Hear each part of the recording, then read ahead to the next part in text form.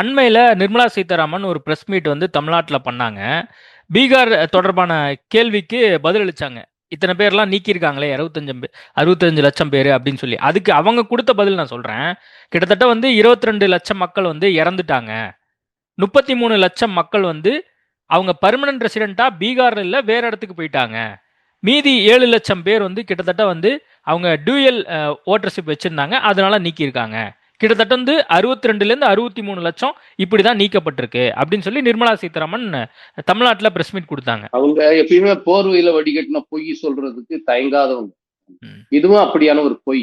ஏன்னா Bihar final roll publish பண்ணப்பட்டதும் யோகேந்திர யாதவ் அவருடைய டீம் அவங்க வந்து அதுல என்ன ஐடென்டிஃபை பண்ணாங்கன்னா 1.36 கோடி வாக்காளர்கள் டூபியஸ் அட்ரஸ்ல ஃபேக் அட்ரஸ்ல இருக்காங்க. அதாவது இவங்க சரியான வாக்காளர்கள்னு தேர்தல் ஆணையம் வெளியிட்ட பட்டியல்ல 1.36 கோடியுடைய அட்ரஸ் வந்து ஃபேக்காவும் டூபியஸாவும் இருக்குன்னு சொன்னாங்க.